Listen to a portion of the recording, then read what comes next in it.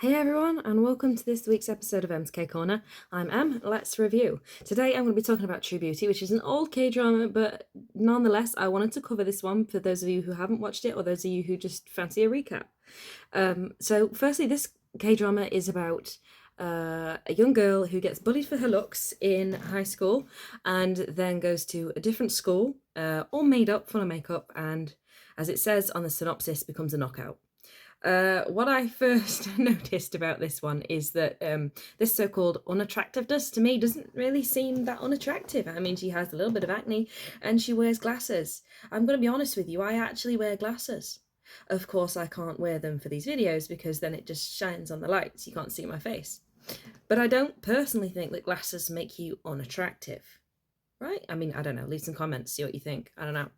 But I feel like they could have probably done a little bit of a better job at making. I mean, they didn't even make her hair untidy, like, or greasy or anything. I mean, there could have been a few more easy to tweak things that would have made her look less attractive that could still have been addressed. Also, I'm quite interested in how the makeup covers up all those bumps from the acne. And that's some good makeup right there. I think it's not very realistic. That being said, it definitely would get rid of the erythema, the redness in the skin.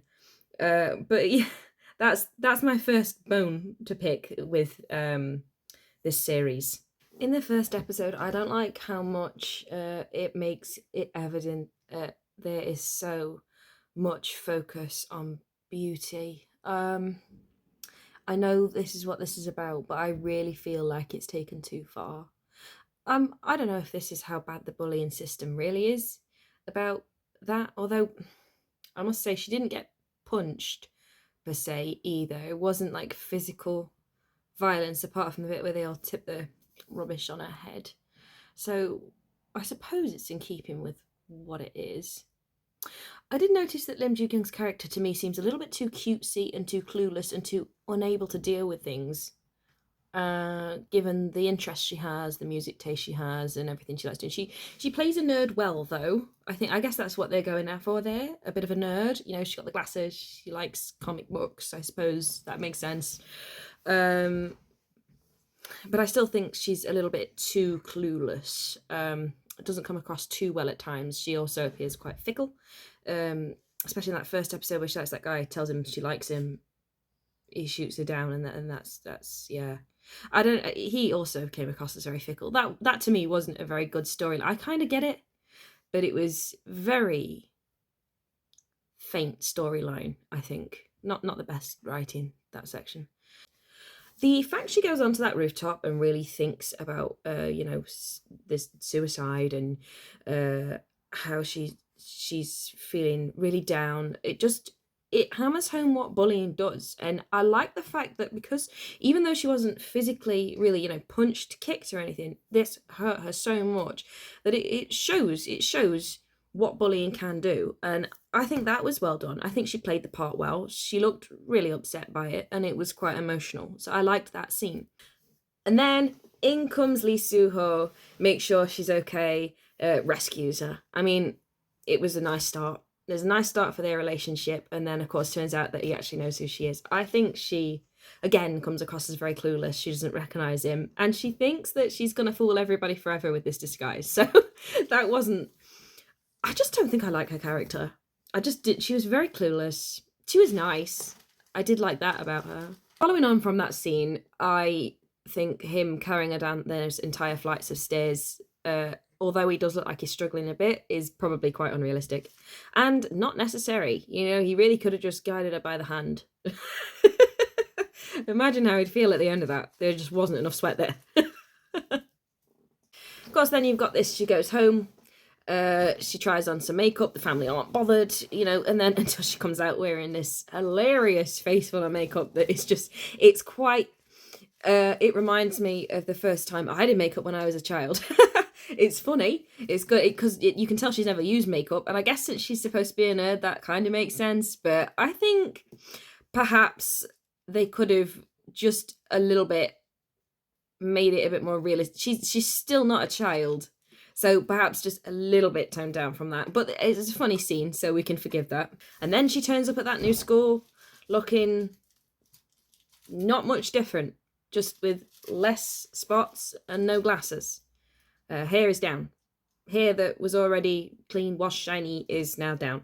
To me, there's too much fuss. Too much fuss over someone who is attractive. I don't know how much that happens, but it just doesn't. It seems too much. Very overreactive, very overdone. The way that I think it's phrased for school kids, it seems a bit unrealistic to me. One thought I had is that I feel like if she was open about this makeup in the new school, perhaps it wouldn't be such a big deal from the beginning, because let's face it, most of them probably wear makeup anyway. You can see at the start that they're all applying their makeup, and it's not unusual for women to wear makeup. I'm quite enjoying the love triangle that goes off on this one between the two guys and her. Okay, I personally think that I feel so bad for Han Sojin, like so bad. Like, he is such a nice character. I actually feel really bad for him. He's just like so in love with this woman the entire way through. And oh my gosh, that scene where he was like crying at the end with the heartbreak. Oh, that literally made me want to cry. And again, not a huge crier at TV. It really did make me sad. I felt so bad for him. But, you know, I suppose there could be a teensy bit of second lead syndrome popping in there. Yeah. I'm not going to go through every single episode of this show because it's been out for a while. You can all go watch it. The whole of the series is out. Hwang In-yeop and Ta Eun-woo make a fantastic portrayal of these two guys fighting over her, but also best friends. But also it came across that they still wanted to be friends at the beginning, even though they were being mean to each other. I think it was done. I think they were really believable in those roles. So I've really liked that. I'd love to see kind of more of them together, maybe, because I think the chemistry there between those was great, actually, as bros. I really like how that came across together. Yeah, big fan of that. I did not love Lim Ji-kyung's mum. She was far too ignorant as to what was going on. That's a fault on its own, I guess. It's just characters. I didn't particularly like her character. I didn't think she was well written. And I think likable characters are important in a storyline. So that was a pity. There was too much filler. The episodes went on and on and on. And I'm feeling by some point, I'm like, can we have a rest?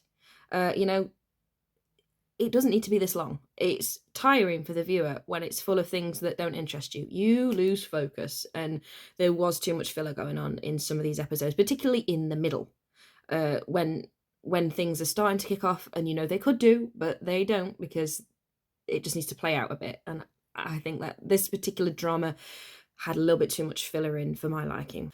Some interesting plot lines. I did not realise Lee So-hoo was going to be playing Leo. I didn't realise that. That was interesting. Of course, as the audience is supposed to believe, everybody thinks that it's Han Sojin, so that was quite good. Although not too surprising given that he had the music room. It wasn't completely disguised. Did surprise me a little bit in episode 10 where you've got the scene where they both get run over. That, what? And I think, again, the acting was very good. Cha Eun-woo, whiting upset, brilliant, really well done. Can't fault that one bit. Loved it. Did she really have to hide the relationship until the end? That really irritated me. Come on, just be honest. You know, oh, that annoyed me. As happens very often in dramas, but this one in particular, I was just like, why are you even hiding it? You know, aren't you the one who always wanted to be popular? Why are you now hiding it? It was mean to him. I guess she was quite detestable at times to me. That's kind of harsh. It was the character, not the actor, of course. Let's face it, Moon Ga-young's acting must have been very good to evoke such emotion in me. I think it's more about the writing and the character design than it is the acting, for sure. Because the acting was pretty much on point through the entire thing, I think. Everybody was good. Can't fault that. Can't fault that one bit. And the ending, yes, of course, was lovely. It was a good ending to a decent show. I enjoyed the whole thing thoroughly. I would watch it again. and I would give this a 7.9 out of 10, just because I wasn't in love with some of the characters. But the acting was so good that it definitely pulled it up. So yeah, I'm 7.9, I think, for this one. It was really good. I definitely recommend it, and I just think that personally she wasn't a character I like, but it didn't detract from the fact that it was a good series with great acting. So please go ahead and give it a watch. And I have a special thing to show you all today. Are you ready? Ta-da! Ta-da! I made a drawing of Hwang In-yup after watching this because I actually really liked his acting and thought that, well, like I said, I felt quite bad for him in that series. So I decided to make this drawing.